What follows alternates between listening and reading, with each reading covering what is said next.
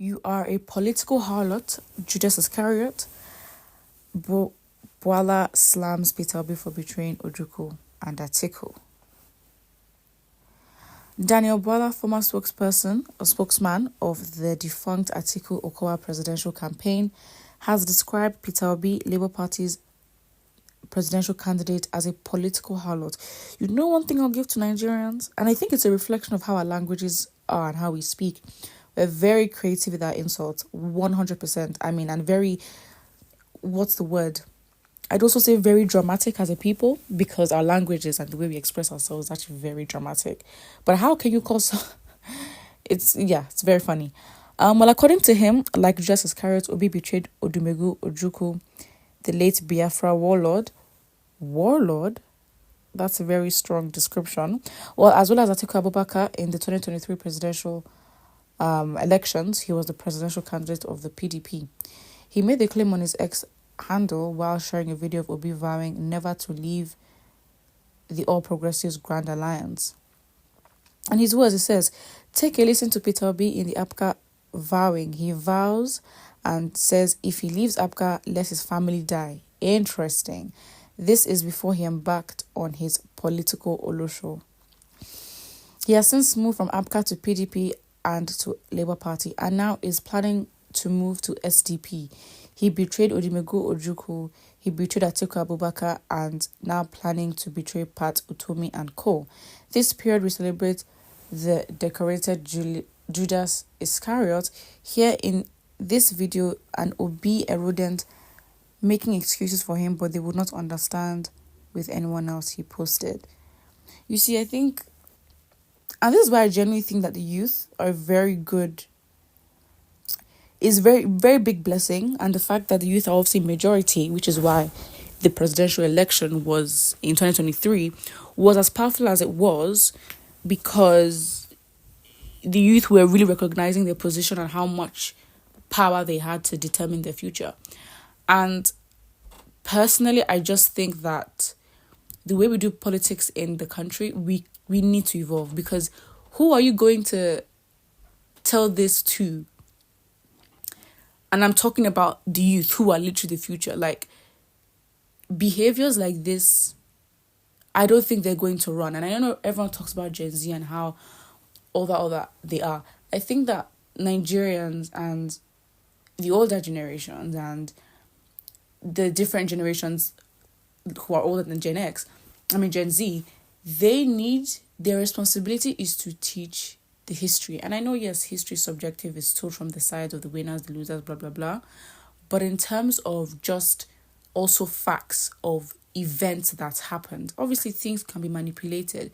But I think our responsibility as all Nigerians is to know our history. And in the political scene, yes, you can follow people who would go from party to party to party, but we also know that we live in a very hypocritical Nigeria, where if you want to make an argument for anything, you really could. If someone wanted to find a reason and an excuse to invalidate someone or create a bad story, and even personally, if you wanted to find a reason for you not to do something, you can find 101 million reasons to put your mind off it. So things like this are not going to, in my opinion, should not sway your, how you move. And I think Nigerians can be very selective with information and people. Now Obasanjo is out here, for example. Yes, ex-president, did his thing, but he also wasn't perfect. And if you go look at, for example, if you listen to Fela Kuti's songs, or if you go back and look at history, there are a lot of times you could really give, the bombastic side eye and be like, excuse me, what is going on here?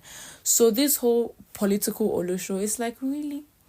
Are we going to talk about political prostitution in that way? Because if you look at PDP and APC, just in the years when it comes to the elections and how people are dumping here and going there and flooding, come on now. It would be very, very foolish to not. It's like owning a car and surprised that you have to buy fuel for it to work, or you have to service your car. Like, that's what comes with owning and using a car. It's the same thing that comes with what the Nigerian political space, and even the political space, regardless, if it's in a democracy where you have to represent and go through the party political system, you can't not expect that. And this is a very funny thing with making oaths, and this is why, again, lessons to be very careful with the things that you say. And with life, you never know what can happen. So trying to say, and your words are very important, and going to someone and saying, if I do this, may I die, may this happen to me, is when you're going along the lines of extreme commitments and consequences. You should be careful in what you say. And I think, that'd be a lesson. But realistically, come on now, like, is this going to be the argument?